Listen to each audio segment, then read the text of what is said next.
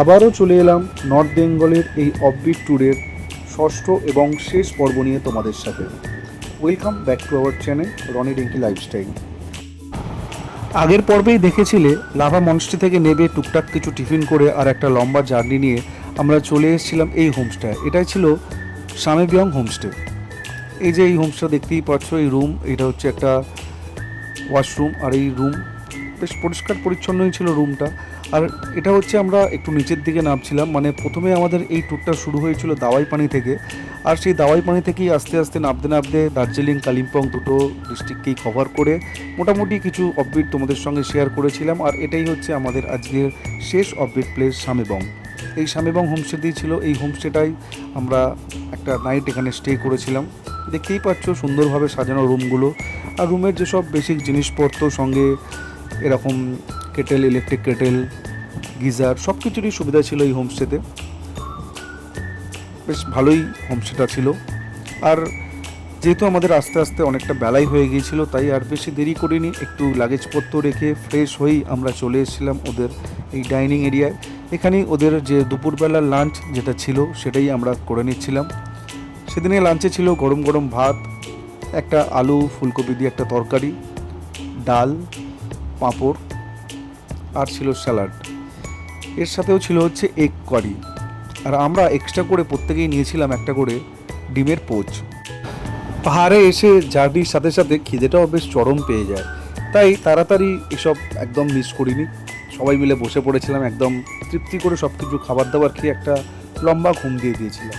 আর সেদিন সন্ধেবেলা আগে থেকেই আমাদের বলা ছিল, যেহেতু এই বৃষ্টির কারণে আবহাওয়া ঠিকঠাক থাকার না কারণে আমাদের বনফায়ার আর বারবিকিউ একসঙ্গে হয়নি, তাই এই সামেবিয়ং হোমস্টেতে আগে থেকেই বলা ছিল, তারাই আমাদের জন্য ব্যবস্থা করে দিয়েছিলেন একসঙ্গে বনফায়ার আর সঙ্গে এরকম সুন্দর বারবিকিউ চিকেনের।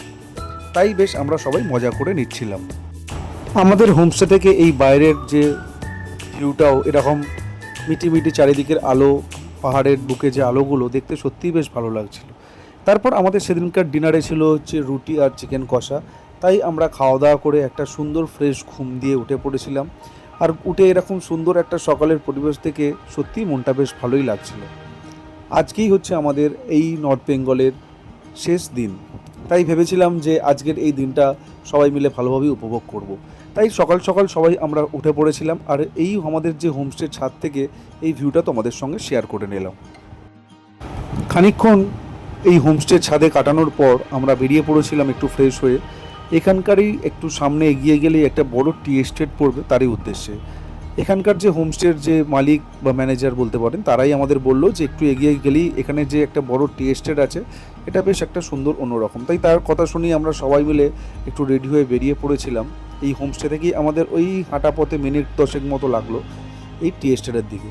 আর সেই যেতে যেতে এরকম এই প্রাকৃতিক সৌন্দর্যটাই একদম একটা অন্যরকমই ছিল। আর সেদিনকার আবহাওয়া ছিল সত্যি একদম অন্যরকম, কোনো রকম মেঘ ছিল না, আর বেশ মনোরম পরিবেশ ছিল সেদিনটা।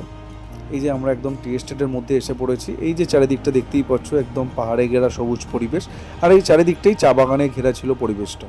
সত্যি বেশ একটা অন্যরকম ফিল হচ্ছিল। আর এখানে দাঁড়িয়ে আমরা নানা রকম রিলস বানিয়ে নিচ্ছিলাম, কারণ আমাদের আজকের এই দিনটাই ছিল এই নর্থ বেঙ্গলে আসার শেষ দিন। আজকেই আমাদের ইভিনিংয়ের ট্রেন আছে, আমরা আজকেই ব্যাক করব, তাই যতটা পারি একটু মজা করে নিচ্ছিলাম এখানেই। এই যে নানা রকম ফুলের গাছ, নানা রকম ফুল, নানা রকম কালারের গোলাপ, এটা অন্যরকম প্রাকৃতিক পরিবেশের মধ্যে নিজেকে হারিয়েই ফেলেছিলাম এই কদিন এই নর্থ বেঙ্গলের অফবিটে এসে।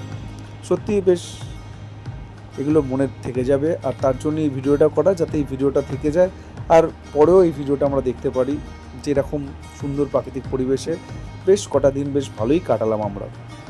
তারপর হোমস্টেতে এলাম, আর এই হোমস্টেতে এসে তো দেখলাম যে আমাদের জন্য ব্রেকফাস্ট রেডি হচ্ছে। এরকম একদম জাম্বো সাইজের আলুর পরোটা, একটা খেলেই পেট ভরে যাবে, এরকম এত বড় জাম্বো সাইজ। আর সত্যি এদের রান্নাবান্না ছিল খুবই সুন্দর। এরকম দুরকম চাটনি, একটা মিষ্টি আর একটা টক ঝাল, এই চাটনি আমাদের দিয়েছিল আলুর পরোটার সঙ্গে। আর এই হোমস্টের পাশেই যে ব্যালকনিটা ছিল, ওখানে বসেই আমরা আমাদের সকালের ব্রেকফাস্টটা করে নিচ্ছিলাম। এই যে দেখতেই পাচ্ছ সুন্দর একদম প্রাকৃতিক পরিবেশে সবাই বসে পড়েছে, আর ছোট্ট ওমো টুকটুক করে একটু খাচ্ছিল এই আলুর পরোটা। খাওয়া দাওয়া সত্যি ভালো। তোমরা যদি আসতে চাও তো যদি আমাকে কমেন্ট করবে, আমি নাম্বার দিয়ে দেবো। এখানকার হোমস্টের খাওয়া দাওয়া আর পরিবেশ সত্যি খুব ভালো। এরকম সৌন্দর্য প্রাকৃতিক পরিবেশে আর এরকম সুন্দর হেলদি একটা ব্রেকফাস্ট করেই আমরা খানিকটা রেস্ট নিয়েই বেরিয়ে পড়েছিলাম আমাদের এনজিপির উদ্দেশ্যে, কারণ আজকেই আমাদের ট্রেন আছে এনজিপি থেকে। তো সেই কারণেই আমরা বেরিয়ে পড়েছিলাম লাগেজপত্র নিয়েই এরকম সৌন্দর্য প্রাকৃতিক পরিবেশ দেখতে দেখতে এনজিপির দিকে। আর পাহাড় প্রেমী তো সবাই, আর এই পাহাড় প্রেমী যারা আছে তারা তো জানবেই যে এই সময়টা, এই যে পাহাড় থেকে আমাদের সেই সমতলে সেই গরমের দেশে আবার চলে যাওয়ার যে একটা অনুভূতিটা সত্যিই একটা আলাদা রকম। তাই মনে কিছুটা কষ্ট নিয়ে আবার কিছু নতুন কিছু আশা নিয়ে আমরা আবার বেরিয়ে পড়েছিলাম। আর অনেক মেমোরি, অনেক কিছু স্মৃতি আমরা সঙ্গে নিয়ে আমরা এগিয়ে যাচ্ছিলাম এনজিপির দিকে। চারিদিকে এরকম চা বাগান আর এই দূরের যে পাহাড়গুলো, যে আমাদের যেই গন্তব্য শুরু হয়েছিল একদম দাওয়াই পানি থেকে, সেখান থেকে আস্তে আস্তে এরকম টুকটাক হোমস্টেগুলো করতে করতে একদম আমাদের শেষ হলো এই স্বামী বিবেকানন্দ হোমস্টেতে। আর সত্যি বেশ ভালোই লাগছিল, আর একটা অন্যরকম লাগছিল ফিলটা সেদিন। তো যাই হোক, এরকম সৌন্দর্য প্রাকৃতিক পরিবেশ দেখতে দেখতেই আমরা চলে এলাম। আমাদের ড্রাইভার দাদা বলেছে যে এই জায়গায় আসার সময় একটা নদী পড়বে, চেল নদী, সেই নদীর সামনে একটু তোমরা দাঁড়াতেই পারো, এখানে একটু বেশ পরিবেশটা বেশ ভালোই লাগবে তোমাদের। তাই আমরাও সেখানে একটু অনেকটা জার্নির পর সেখানে দাঁড়িয়েছিলাম। আর এই সৌন্দর্য, এই প্রাকৃতিক পরিবেশের মাঝখানে এই চেল নদীর ধারে বেশ ভালোই লাগছিল সেদিনকার দুপুরটা।